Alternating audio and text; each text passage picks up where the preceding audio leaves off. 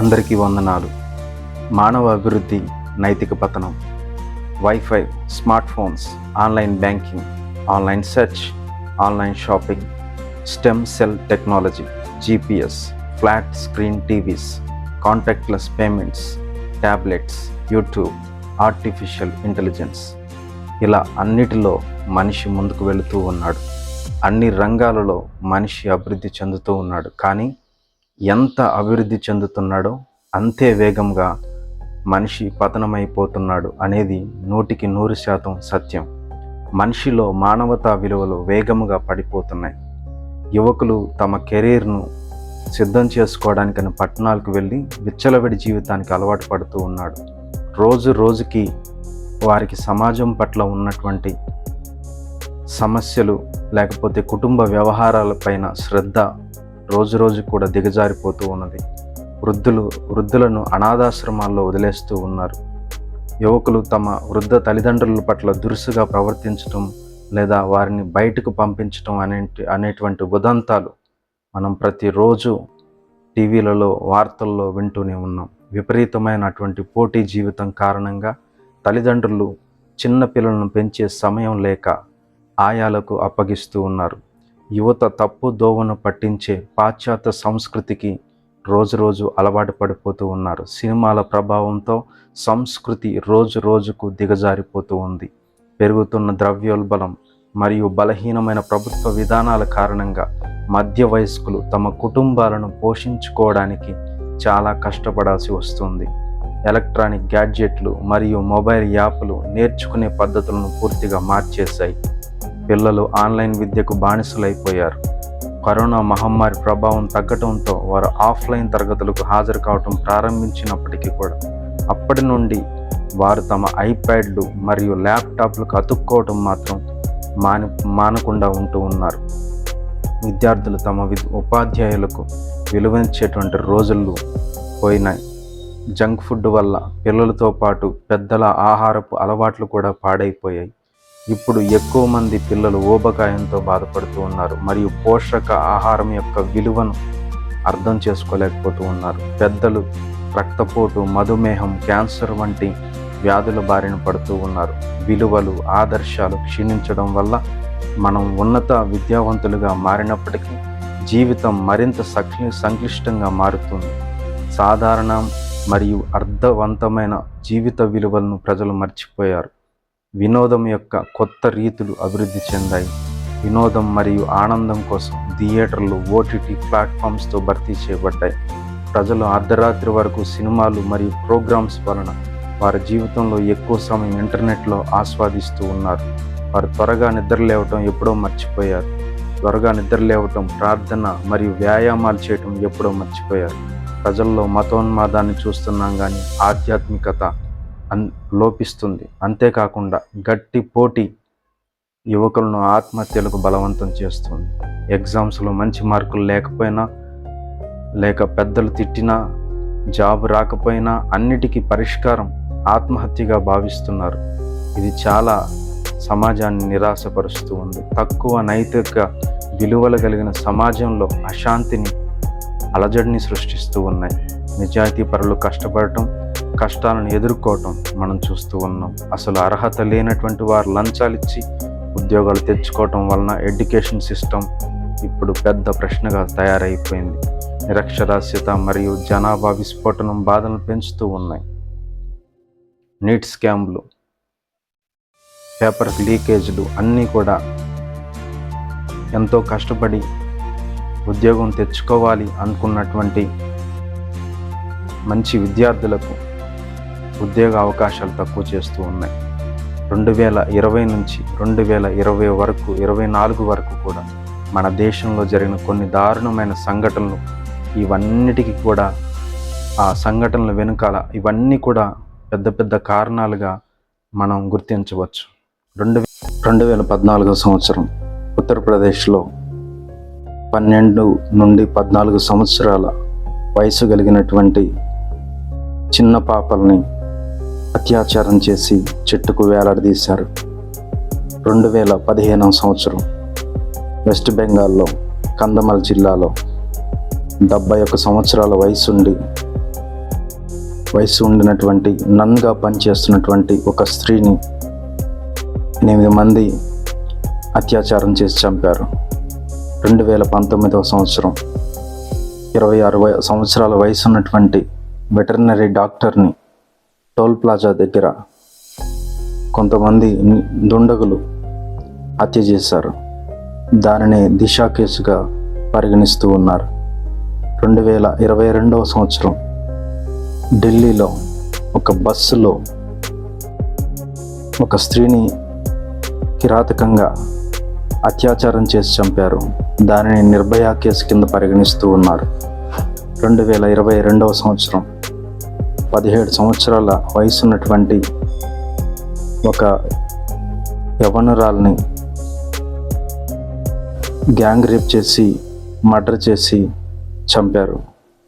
2024 ప్రస్తుతం మనం ప్రతిరోజు వింటున్నటువంటి వార్త, డాక్టర్ని గ్యాంగ్ రేప్ చేసి చంపారు.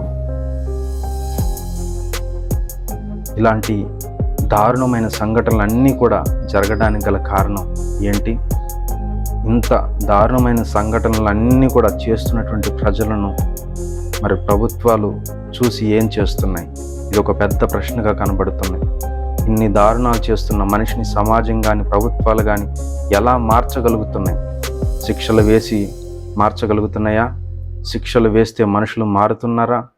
ఒకసారి పై కేసులలో ఉన్న వారికి పడిన శిక్షలేంటో ఒకసారి చూద్దాం. 2014 సంవత్సరంలో చిన్న పిల్లల అత్యాచార ఘటనలో 2014లో కేసును సిబిఐకి ఇస్తే సిబిఐ తేల్చిన విషయం ఏంటంటే వారు చెట్టుకు ఉరివేసుకుని చనిపోయారు. నిందితులు హాయిగా అదే ఊరిలో సంతోషంగా జీవిస్తున్నారు. ఇది వారికి పడినటువంటి శిక్ష. 2015లో ఐపీసీ సెక్షన్ల కింద 2 నిందితులు జైల్లో శిక్షను అనుభవిస్తూ ఉంటే మిగిలిన వాళ్ళు బయట తిరుగుతూ ఉన్నారు. ఇది వారికి కోర్టులు వేసినటువంటి శిక్ష. 2019లో దిశ హత్య జరిగినటువంటి 3 రోజుల్లోపే 4 నిందితులను ఎన్కౌంటర్ చేసి చంపామని పోలీసులు చెప్పారు. అయితే చాలామంది హైకోర్టు కూడా ఇది ఫేక్ ఎన్కౌంటర్ అని కొట్టి పారేశారు. 2022లో నిర్భయ కేసులో ఉన్నటువంటి నిందితులను వాళ్ళలో ఒకడు జైల్లోనే ఆత్మహత్య చేసుకుంటే మరొక వ్యక్తి మైనర్ అని చెప్పి 3 సంవత్సరాల శిక్ష వేసి వదిలిపెట్టేశారు. మిగిలిన 4 ఊరి తీసి చంపారు. 2022 సంవత్సరంలో 17 సంవత్సరాల అమ్మాయి హత్య కేసులో 2 నెలల్లోనే బెయిల్పై నిందితులు విడుదలైపోయారు. ఇప్పుడు 2024 సంవత్సరంలో డాక్టర్ హత్య కేసులో ఇప్పుడు ఇంకా అది కొనసాగుతూ ఉంది. వీరికి ఎటువంటి న్యాయం జరుగుతుందో మనకు తెలియదు. పై ఉదంతాలన్నింటిలో కూడా ఎక్కడ కూడా ఒక సందర్భంలోనైనా ఒక క్రిమినల్ తన జీవితమును మార్చుకున్నాడు, ఇక మీదట అటువంటి పని మరలా చెయ్యడానికి ఇష్టపడడు అనేటువంటి సందర్భం ఏదైనా ఉన్నదా? అలాంటిది ఏమన్నా కనబడుతుందా అని మనం ఆలోచన చేస్తే అది ఎక్కడ కూడా మనకు కనబడదు. అందుకే మనిషి జీవితం మారాలి అంటే మొదటగా అతని జీవన శైలి మారాలి, అతని స్వభావం మారాలి, అతని జీవిత లక్ష్యం మారాలి. ఇవన్నీ మారగలిగినప్పుడే ఒక మనిషి మంచి వ్యక్తిగా మారగలుగుతాడు. కానీ ఇది సాధ్యమవుతుందా?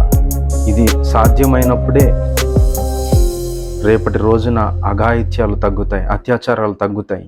కానీ ఇది ఎలా సాధ్యమవుతుంది? దానికి పరిష్కారమే పరిశుద్ధ గ్రంథం. పరిశుద్ధ గ్రంథంలో ఉన్నటువంటి మాటలు మాత్రమే ఒక మనిషిని మార్చగలవు. ఇది పరిశుద్ధ గ్రంథంలో యేసు యొక్క కోరికగా ఉంటుంది. ఆయన ఒక మాటతో ఒక వ్యభిచారి జీవితం బాగుపడింది. యోహాను సువార్త 8:11. ఆమె లేదు ప్రభువా అనెను. అందుకు యేసు, నేనును నీకు శిక్ష విధింపను, నీవు వెళ్ళి ఇక పాపము చేయకుమని ఆమెతో చెప్పాను. ఆయన ఒక్క చూపుతో లంచగొండి మోసం చేసేవాడు మంచివాడయ్యాడు. లూకాసు వార్త 19:8. జక్కయ్య నిలబడి, ఇదిగో ప్రభువా, నా ఆస్తిలో సగము బీదలకిచ్చుచున్నాను. నేను ఎవని యొద్ద నేను అన్యాయంగా దేనినైనా తీసుకునే యెడల అతనికి 4 గంటలు మరలా చెల్లింతనని ప్రభుతో చెప్పాను. ఆయన దర్శనం తో హంతకుడు మనిషి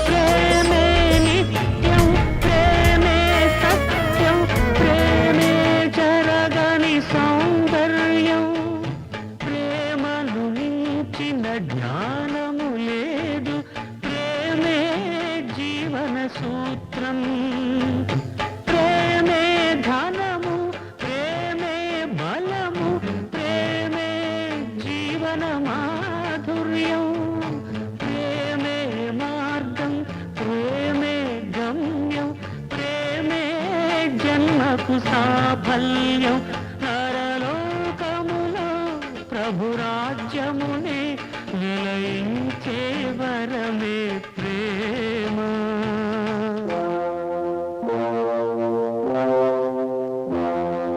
గుండె గుండెలో ప్రేమ నినాదము గుడి గంటలుగా మ్రోగాలి. ఆ దివ్య జ్యోతి ప్రసరించి కరుణ కిరణాల శాంతి ఉదయించాలి. ప్రేమామృతమే మదమత్సరముల ఇరుల కొరలు కరిగించాలి. ఈ ప్రేమ పతాకమే ప్రతి హృదయంలో ఘన విజయం ప్రకటించాలి. ఏ శోధన ఎదురైనా, ఏ వేదన కెరయైనా, ఎత్తురు చిందించైనా పొందే ఉత్తమ ఫలమే ప్రేమ.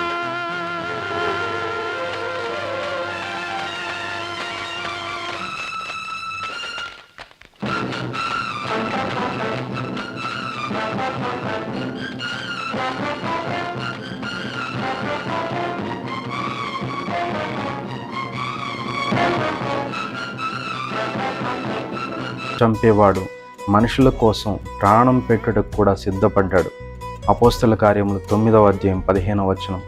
అందుకు ప్రభువు, నీవు వెళ్ళుము, అన్యజనుల ఎదుటను రాజుల ఎదుటను ఇశ్రాయేలు ఎదుటను నా నామమును భరించుటకు ఇతడు నేను ఏర్పరచుకున్న సాధనమై ఉన్నాడు. ఇతడు నా నామం కొరకు ఎన్ని శ్రమలు అనుభవించవలనో నేను అతనికి చూపుదనని అతనితో చెప్పాను. మనిషి రోజు రోజుకు ఎదుగుతున్నాడో అంతకంటే ఎక్కువగా తన మనసులో నుంచి మంచితనాన్ని చంపుకుంటూ ఉన్నాడో ఈ వీడియోను బట్టి మీరు అర్థం చేసుకోండి. ఒక మనిషి మారాలి అంటే, ఒక మనిషిలో వేళ్లలో నుండి మార్పు రావాలి అంటే అది కేవలం పరిశుద్ధ గ్రంథమైనటువంటి బైబిల్కే సాధ్యం. ఇకనైనా మారండి. క్రూర మృగాల్లో ఉంటున్నటువంటి మనుషులందరూ కూడా మంచి మనుషులుగా మార్చగలిగినటువంటి పరిశుద్ధ గ్రంథాన్ని మీరు స్వీకరించండి. యేసుక్రీస్తుని అంగీకరించండి. దేవుడు మిమ్మల్ని దీవించును గాక. May God bless you. God bless India.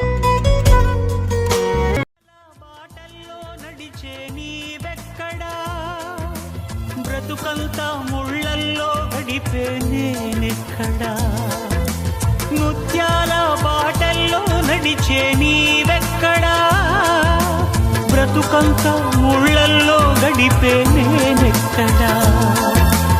మిత్రమా